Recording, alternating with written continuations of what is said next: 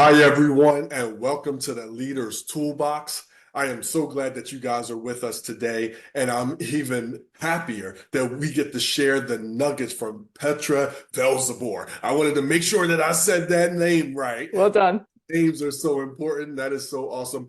Petra, thank you for coming on the show, and I cannot wait for you to drop the nuggets that you are going to share with us today. I'm excited to be here. Thank you for having me. Oh, you are very welcome. Now, I'm not sure if you guys can hear the accent, but Petra, can you tell everybody where you are from? So I'm dialing in from London, but I'm originally from the Netherlands, from Holland. And grew up all over the place. So I think I've got a mixed up accent. Well, I love that it's different from mine. I love being able to uh, introduce the world to people from other places in the world, because when we talk about leadership and work-life harmony, it also has a lot to do with culture. And people are dealing with all types of leadership, the same leadership issues everywhere. And what you have to share is going to be great. So you are a mental health consultant, a speaker, an author, and so much more. I would love for you to share. We're going to just jump right in if that's okay. Of course. How did you, like, what's your path? Because I know you have a counseling background, but then you became a speaker. I myself, for those of you who know my story, have done the same thing, but we may have gotten there in different ways. Can you start us off by sharing your journey a bit of how you got to where you are? Sure. Well, I guess it started in a pretty alternative way because my parents were hippies and I grew up in communes. And it turned out later on that I realized that I was actually raised in a notorious religious cult. And so when I was younger, of course, it's just you're normal, right? So you're just in communes and I'm one of five kind of siblings. We're a colorful blended family. Grew up in India, Brazil, Russia, Kenya, sort of all over the place, right? And I guess really was raised on service and mission. And so this idea of collective service and mission was the most important thing. And, that sounds great. But the shadow side or the dark side was like giving up yourself for your own ideas or ideologies. And it got pretty dark as well, just as coercive control and these sorts of things. So how do I just kind of add value to just a little introduction? I didn't go to school as a kid because they thought the world was going to end. And so who needed a degree or an education for that sort of pathway, right? So it was as a teenager that I began to, I guess, question things and think, oh, this isn't normal, or we might not be the chosen ones or the special ones, this sort of thing. And it kind of led me to a path of depression, addiction, just kind of spiraling out, right? Not knowing what my mission or purpose was if it was just me. And so I left the cult when I was 21, fell pregnant with my son, who has now turned 20. How time flies, right? But I guess it was in having two young kids, moving to London, still not having an education, really hitting rock bottom points as far as alcohol addiction, that then made me, I guess, wake up, and think, what can I do to give my kids a better life? How do I take radical responsibility for my path, right? And stop blaming, because I was very much in the victimy, like my parents this and my background this, right? And so that was the turning point. And so I started in youth work, youth mental health, trained as a psychotherapist, as a counselor, and then over time was working for well-being mental health companies who were really talking a good game, but not doing the things themselves in their, internally. And so because I'd worked so hard to take down the masks and to show up as who I truly was, like it was essential for my mental health, it kind of forced me to take the leap, I guess, start my own business. And now I work with corporates, with companies and teams. Okay, well, you A guys lot. who have heard this, pull over your car because you were just hit with bomb after bomb. And I had a path of questions that I wanted to ask, and now we're going to scrap all of that. And I've been writing down some things as you were speaking. Okay, Sure. so number one, wow. Number two, thank you for sharing your story with us. And I want to ask a couple of things that really stood out for me. So you mentioned you were raised in a cult. And one of my first questions that was coming to mind, and you kind of briefly answered it, is, okay, well, everything has a negative and positive. And you mentioned something with service and mission, which was the light, and then coerciveness and control was the dark.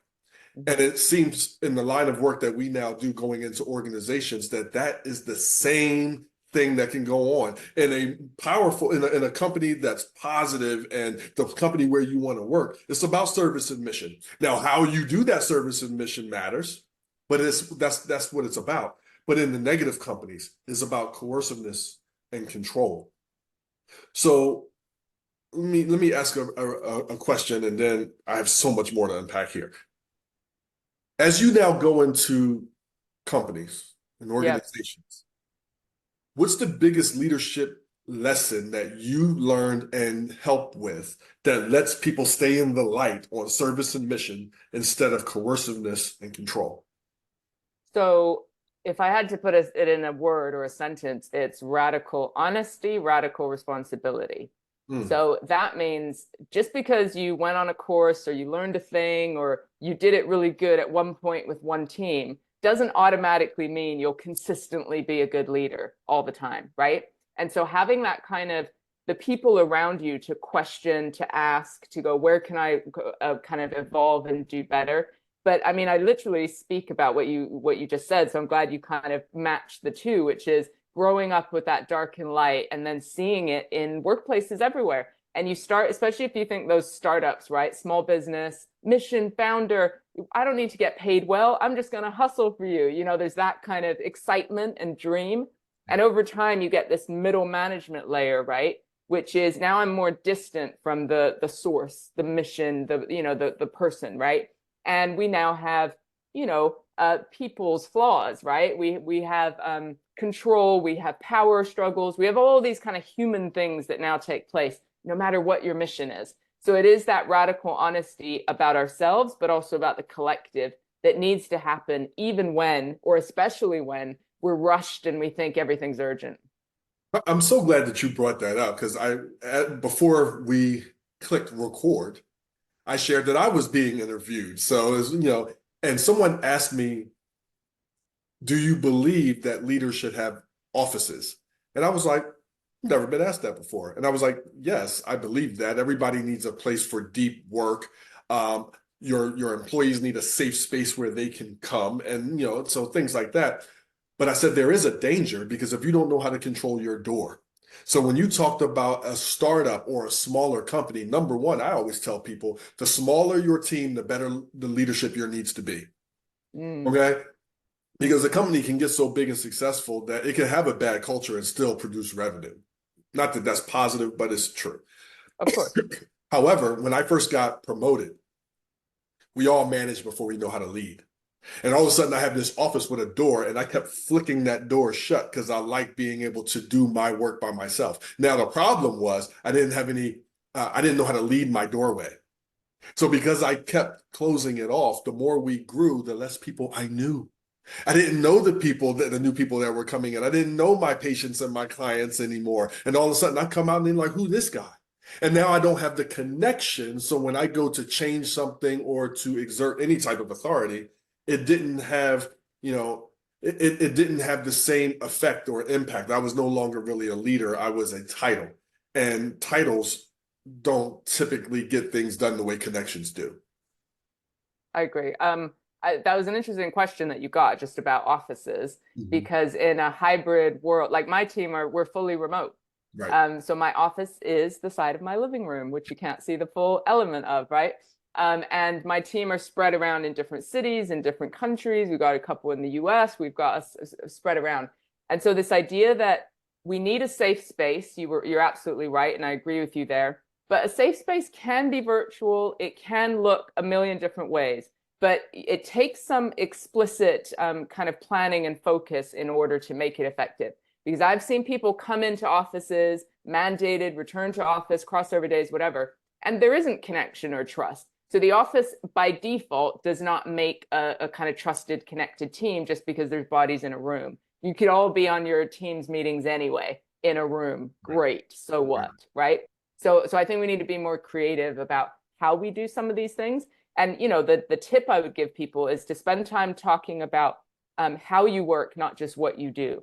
Does Mm, this work for you? How does this work for you? I know that I'm a mm. morning person, so I might be doing emails before 9 o'clock and be, but because we've discussed how we work, not just what we do, my team know that they don't have to work at those times. They might like to work later or, so, but it's explicit conversation so that we get away from assumptions and misunderstanding into connection, vulnerability, and openness. I love that because I was going to ask for a tip because there's leaders listening to this right now, and there's some employees that may be listening for suggestions to share with their leaders. So one of the things that you mentioned, just to summarize, is to find out how your employees and or your boss works best. And I would say, like, marry what you want to do with how they want it. And it's great. Like, so if you like sending off emails early or late, but they like getting it better at this time, then you can schedule the send. Absolutely. Yeah. And also I would say that when you're in offices, make those days intentional. I Mm, know some organizations are 100% in, there's a whole variety, right? But where there's crossover days, how can we set some intention that will help boost creativity, connection, and belonging, mm. right? Otherwise, what's the point, right? And so think about how you do that. Are you going to go for lunch together? Could you have a meeting where there's no technology involved? Could you do your creative, innovative kind of discussion-based work when you're in offices? Just we can't just take it for granted that these things will happen anymore. We need to put some intention behind it. As leaders, we must lead it. And I always say, get people together to celebrate, congregate, and collaborate. But you said Nice. creativity, connection, and belonging. So getting people together, being sure that your team will do that. And I tell people all the time because I see some remote workers complain about going in. And I'm like, okay, well, you used to go in 5 days a week. Now you go in 1 day a week. Let's relax. Yeah. And that day may not be for you. You have your list of things you want to get done, but this creativity, this connection, and the belonging is necessary for the bigger picture. So please, let's be able to set aside our busy for our better. Beautiful. Yeah, I agree with that. But then do a check and balance about which one is going on, because sometimes the opposite happens where we get so sucked into the collective, right? But when you're burnt out or you're anxious or Mm. something's going on, you're in the more toxic workplaces, that individual is now blamed for a collective or environmental issue, right? And so that's culty, just saying, right? Where it's like when we're winning, we take the credit. When we're burnt out or things are going wrong, we now blame people and ostracize them, right? I remember uh, being promoted and leading a team, mental health team in a mental health facility. And I'll never forget the day that, the building had changed. The clientele that we accepted in had changed, not for better or worse, had changed. We were no longer staffed appropriately for the clientele that we were bringing in. So the screaming, the thudding, the banging. So we would attempt to have team meetings, okay, in the building. Sure. And I had a lot of great staff, all inspired and motivated. Some of the biggest issues in what I have found in organizations, we expect it from our grouches. Sometimes it's from your inspired and motivated because they were so inspired and motivated. Every thud, bang, scream, they popped up like they had a pogo stick in their butt and they wanted to go get up and help. So I Sure. appreciated them wanting to get up to go help. The value of sitting here in this meeting and taking care of the bigger picture is our job to come up with a plan to stop that out there. The guys out there, let them do that. And if they can't do that, then that now proves that we need help. If we go out there and fix it, our higher ups, all they see is that the problem was solved. Therefore, we don't need help. And it was the one thing that I struggled to lead through it. I couldn't get them to sit down.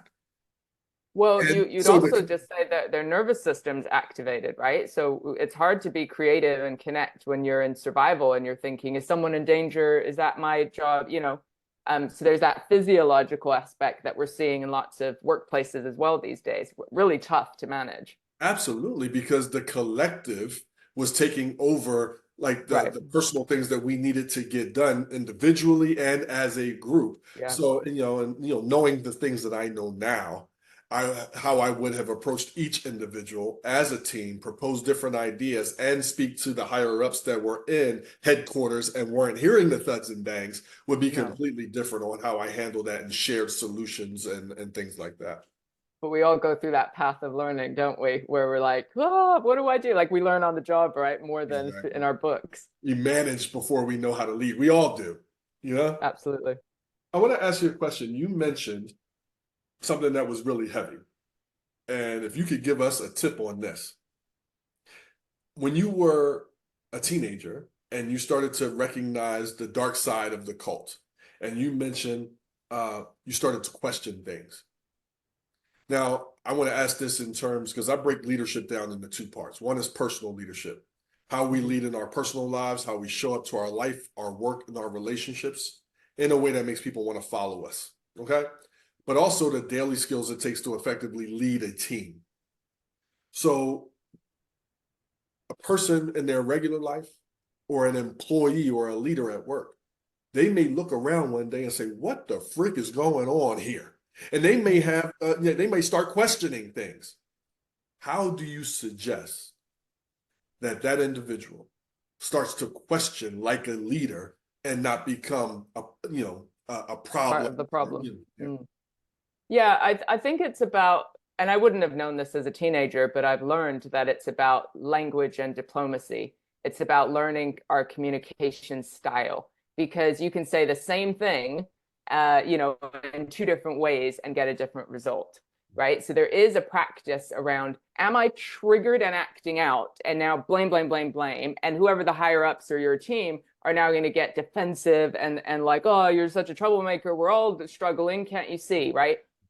Whereas if we can take a little bit of reflection time, whether that's journaling or a trusted friend or reflecting ourselves, whatever it might be, to kind of be able to dissect like what's going on. Is it me? Maybe I've just gone through a divorce or my kid's sick or I'm having a life thing, which is making me come into the same environment and experience it differently, right? Or if we sit back and we go, actually, this has consistently been going on for a period of time, I need to take action or it will negatively affect my mental health. Like that's a good kind of question to ask yourself. Mm. And sometimes I've left jobs because I thought, well, this is going to negatively impact my mental health, and I've worked so hard to boost it and make myself confident and all these things that the time spent getting that paycheck eroding my confidence, my physical, my emotional, mental health, not worth it, right? And I know not everyone's in that position, and you don't need to make a knee-jerk reaction, but radical honesty, radical responsibility. Back to that. What's really going on? What is in my control, and maybe who can help. Mm. Mm. I love the who can help part. You guys listening, everybody that's within your 18 inches of personal space does not deserve your story. Fair. Because we'll start sharing, the problem or the suggested solution with all the wrong people. Anybody that comes in your personal space gets it all day long. And I talk about, good gossip. So gossip good about your opportunity, your job, your life, your kids, your boss, your employees, because what it's going to do for you mental health wise, but also the impact it's going to have on everyone else. The opposite is the same. You go talking poorly to every single person every single day about it, you're only going to get the negative side of it. So when it's time to question, you have radical honesty, radical responsibility, and say, is it them or is it me? Can you take it a step further and now what? So when I want to go to my boss or person, what would you say to somebody when you have said, it's not me and this is the issue and here I am? What would you say? How would you start it off? So I would, you want to respect people's time, right? And so unless you have permission, it's not about going on for hours and hours of like, the story and all the detail. Again, if you reflect, you might think, what are the three key things that I want to bring up or the one outcome that I'm hoping for this conversation? And then mention those. Like what I'd really, and sometimes we need to, request time. So, I'd love to have 30 minutes of your time. When's the best time to do that, right? So then you now have a container that you can work with, even if it's virtual. I have seen organizations where that, you know, somebody wants to do that and then they keep getting that canceled or rescheduled out of their diary, which is disrespectful or may feel disrespectful. But kind of simplify what your request is and do think, show that you want to collaborate and get creative about the solution. That person your immediate manager may not have all the control or even be able to change things, right? So it might be, how can you find your influencers at different levels at the top? So I like mental health influencers who are kind of leaders to kind of help influence that level. So you might not feel like you have the power to do anything, but if you kind of get someone on side, and yet there is a line, because there are workplaces that you can go round and round and round and round and round and not get a result. But I would say, see what is in your control before making maybe more drastic decisions. Petra, that's awesome, because once you do that, you're going to know exactly who you work for and the organization you work for. And either it's going to work out, your way in a better way, or you're going to get your answer that this is no longer the way and it might be time to go. But to just go back to when you said like what happened as a teenager, and of course, as I joined the workforce, I was like hyper aware of things, right? What usually happens is we start wearing masks and we start making assumptions and we start presuming how things are going, and we start creating whole stories about this terrible leader or this terrible this or whatever. And so, I had to wear a mask in order to survive for a while. And I know people from different backgrounds might relate to that, where you've got to sometimes show up in a way to prove yourself or to get equal opportunities, that sort of thing. But don't get stuck there, because it's the getting stuck there where we now start giving away our power and eroding, our capability, right? And so that's the radical responsibility. It's like, okay, now I'm confident and I've proved myself or I've done certain things. Now it's time to have a voice, right? And to transition into something where I am responsible for change. Wow. Petra, thank you. You guys, take a pause. Let's take a deep breath, because there are nuggets and bombs being dropped all over the place here. And I want to give you an opportunity to pick some of these up. I usually ask this question at the end, and this is not for you, Petra, this is for the audience, okay? Got it. I usually ask this question at the end, and I will, but right now, what's been your biggest takeaway so far? There's been so much said on such a high level. I really want you to consume the answer that you're thinking about, whether you say it out loud, write it down, put it in your notes section, pull over in your car. What's your biggest takeaway from what we've shared so far? And then what do you plan on doing about it? Okay, so just consume that for a second. And I want to ask Petra and go on to the next question here. You mentioned addiction. And I have a friend that is, he just, got out of rehab, a few months ago, well, actually a year ago, a year sober. And we are so proud of him, but mostly he's proud of himself. That's the most important thing. Beautiful. We all have our addiction, and whether it's an addiction to busy, love, sex, work, our kids, no matter what it is, we all have our thing. So you mentioned a powerful statement of you woke up. I wrote that down in big bold letters here. A lot of times, as leaders, employees, people have their own life things going on. And they may be great at work because it's the only thing they're great in. Everything else is falling apart. Or they might be at work and they have all of these things going on, and now they're suffering and they're grouch because of everything going on.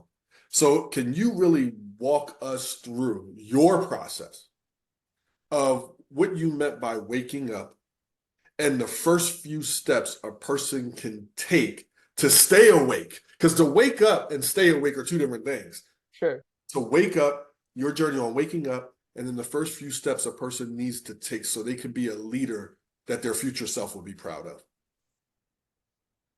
So I often say that I was blessed that it got as bad as it did. And I say that because when we're in the middle, like the mediocre, like it's not healthy. We're kind of self-harming in a way, like emotionally, it doesn't feel good. Social media, like you said, porn, like shopping, like technology, whatever, work even, work is an acceptable addiction, right? People, don't kind of wake you up unless you suddenly fall apart through burnout or physical or mental health issues, right? But that accumulates over time. For me, it was alcohol. And for me, I was a parent of 2 young kids and put them and myself in danger on multiple occasions. And had, my now ex-husband, but the father of my children, just say something's got to give, right? But this happens several times. So the wake up is never the rock bottom point is, we may think it's the rock bottom, but for the individual, it's their rock bottom. But there was a particular day that I remember, and it wasn't remarkable. It was more internal, right? So I woke up really early. My kids were sleeping. And I remember just staring at the ceiling and not being able to move. And my thought was, I can't do this day. And it was striking and it was different than other times. And it was like, I need to take my life was what my thinking was. Wow. And I was just like the shame and, being a woman and a parent and, all the things from my past, all of this sort of came together. But for some reason, a second thought popped into my head as well. And that was and this is not advice, this is just a personal story. What if I postponed taking my life for 1 year? So I give it a year. And so for some reason, this was my kind of tiny wake up. Wake ups are not always the epiphany where we see all the things and everything's clear. What it's like is if you see these like ultra marathon runners that run at night, right? Or they wear a little head torch, right? Mm-hmm. And it's pitch black and all you can see is where your foot's going to go. That's it. Right. And so for me, it was like that foot's going to go there, and so I could talk about this on stage because that year came and went and life wasn't perfect. It wasn't like this movie scene of like, and then this happened, background music, and then life was perfect. But I learned a few things because what it freed me up to do was experiment. I experimented with what people said was good for me. And that included going to a recovery meeting, quitting drinking. And so for your question around what are the first few steps, radical honesty, I keep saying it, and I say that because there's so much noise, there's so much influence in the world these days of like, you should, think this, do this, blah, blah, blah. And it's enough people to blame too. So much noise. So it's like, how do you quiet the noise? Radical responsibility and honesty is thinking, what's my part in this? Even if, like me, you've experienced abuses of power, all sorts of things that you can blame, right?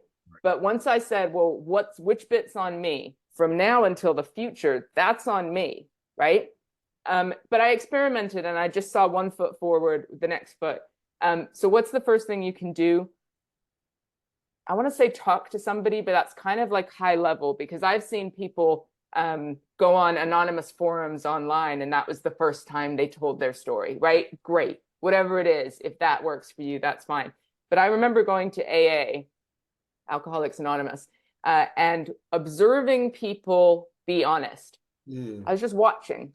It was the first time I'd ever seen people actually be honest and say like dark stuff. And I was like, whoa, right? So I got this privilege of watching people.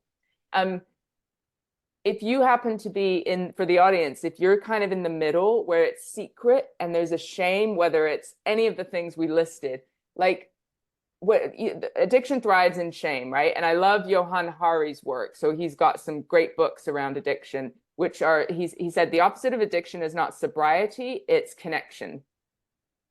And so this idea that we hide in isolation, secrecy, alone, I'm the only one, if you were in, and I really love that because if I look back on my journey, it's the practice of honesty and connection that has helped me move through healing more than anything else. I said a lot there. It's a long story.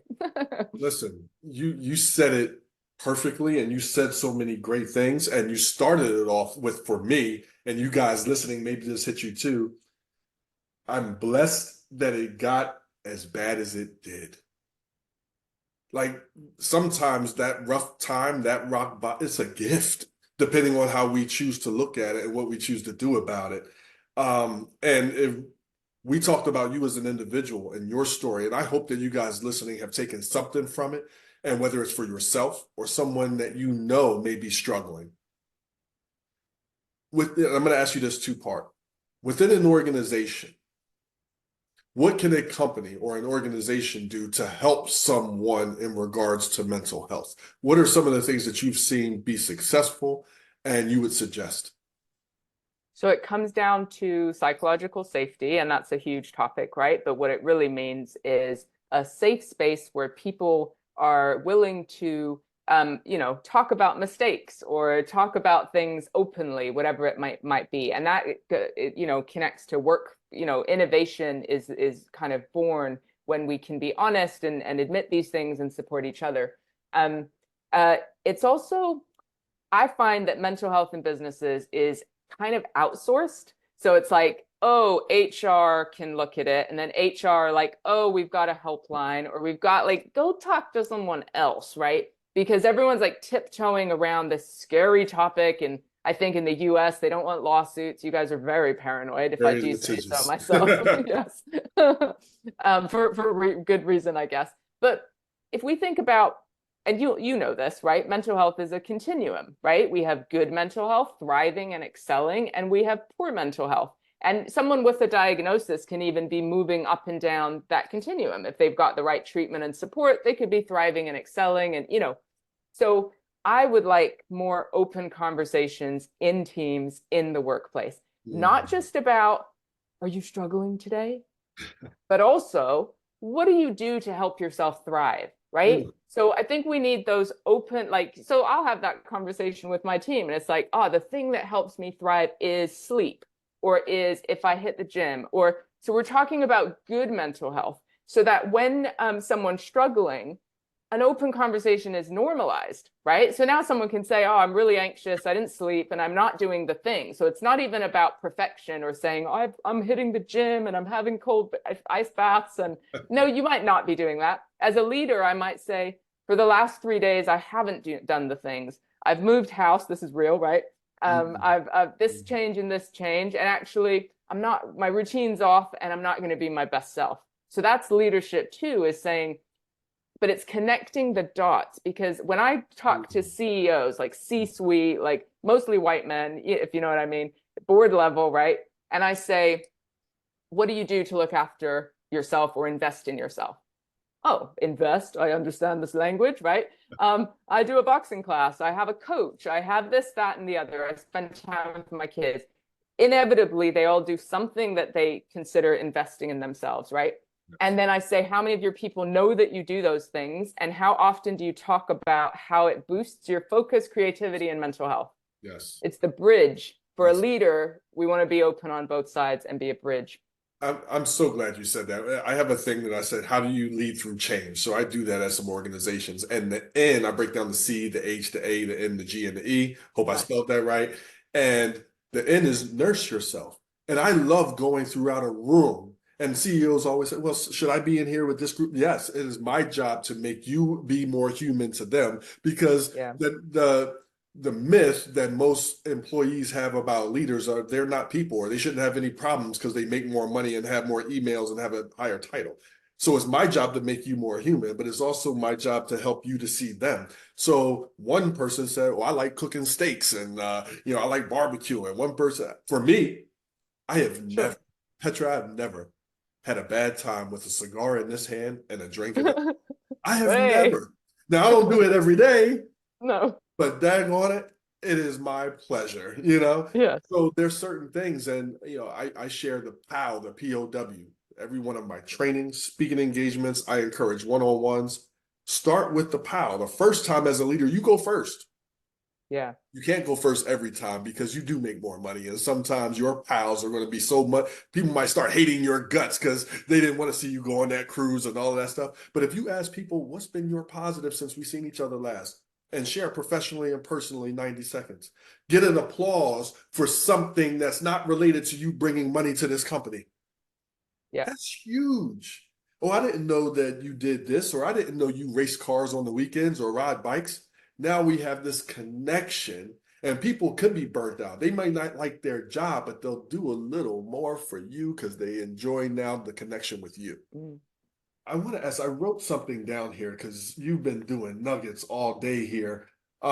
You have a book, and I see it. If you guys are listening to this, you don't see what I see. And if you guys are watching it, right over Petra's left shoulder is her book, Begin With You.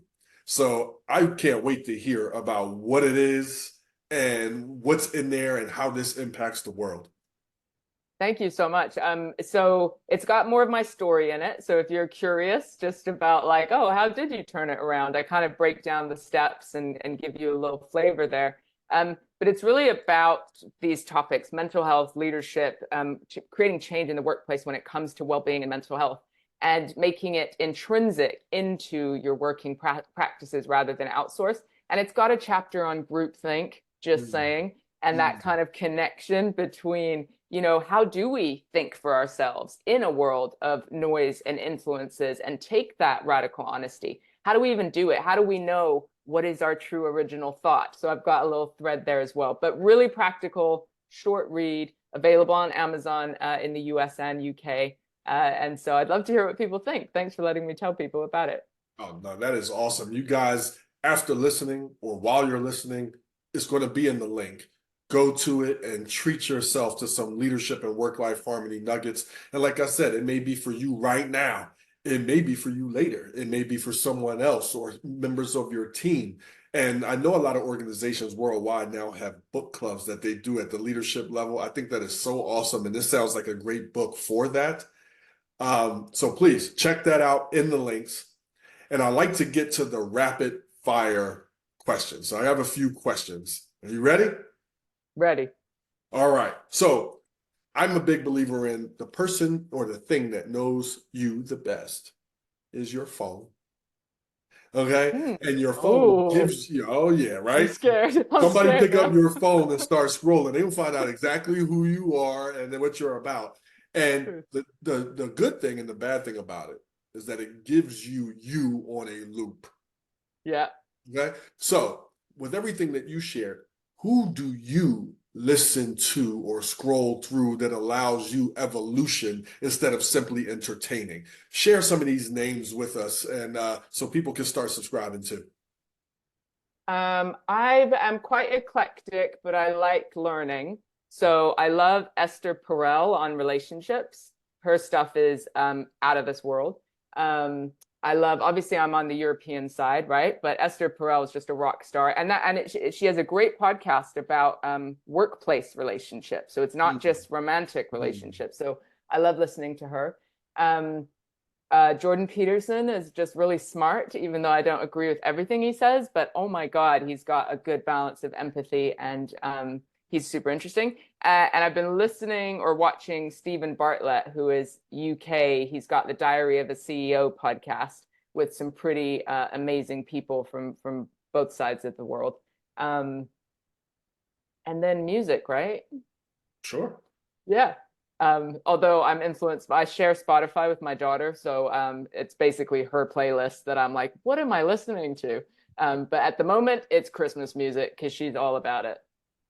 That is awesome. Tis the season, right? Yes. All right, question number two. Your biggest leadership mistake and what you, more importantly, the lesson you learned from it. I the worst part I find about being a leader is when you have to let someone go.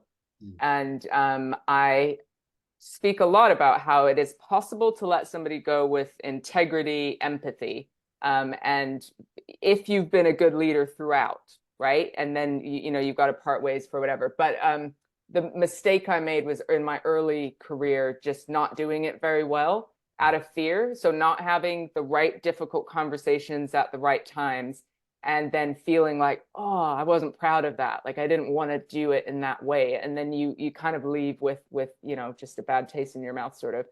But certainly learned from it, and those, I think it's having the right difficult conversations at the right time, because we have them when we're like it's way beyond and now somebody's upset. But how do you have them well earlier and actually ask for feedback on your leadership style as well from your people? But you need safety for them to be honest. love it. Two more questions. Okay. So number three, what advice would you give frontline workers, like entry level workers, because they're a leader when they choose to be? What advice would you give them to give them a great work experience? Oh, I love the early days of my career. I was like I was a youth worker. I was doing outreach. It was the most exciting time in a way of some of my career. Invest in your learning. Mm, And that means we're in a world of free education. mm, You can go on YouTube, you can call a friend, you can get a mentor. Like there's endless way. And I was a kid who didn't go to school, so that's so exciting for me is that there's endless possibilities for free education. So if you think you have weaknesses, even if you have strengths, like learn about them, talk about them. There will be other people, but invest in your learning. And I mean not just skills based, but practical personal development. wow. Last question. What do you do to ensure and enhance your work-life harmony? I've got great people around me that will, including my team, who will call me out on it if I'm overworking. Because I'm the CEO founder of the business, so I can be the one who's like hustle, hustle, hustle. So I've been moving and going through some stuff lately, and it's my team who've been going, Petra, you need the afternoon off. Petra, you need to reschedule this thing. Petra, we know that this is happening. Did you sleep? But that's because I've invested in that safety, right? And so now when I need it, it's coming back the other way. So having the right people around me and just having checks and balances. So like, what are your non-negotiables? For me, it's exercise, it's time with my kids, it's learning, so am I doing those things? And then work can be so joyful. If you're aligned with your purpose and mission, it can be the thing that also fills you up and isn't necessarily draining you. That's the assumption is that work drains and life fills. Not Mm, necessarily, not if you're doing the right thing. yes. That was so perfectly said. I'm not even going to say anything other than that. Like, you guys, please write that down. I love what you did mention. Our team, my assistant knows, she knows things that my wife doesn't know, and not in an intimate way, but she sees all my emails. She sees my Yeah. life, and she's like, "You got a lot going on." And I'm like, yeah, I do. Like, so it's so interesting that our team can see parts of us that other people can't and give some feedback that other people wouldn't.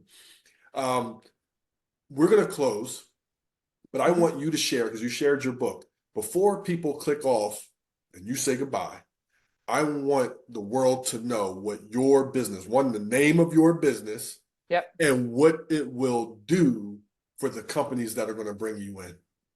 Amazing. So I'm a keynote speaker, but my team help companies with their well-being strategy. So get strategic about it, stop outsourcing, and think about how you do this internally and really live it. And we offer leadership training, management training, a whole host of things.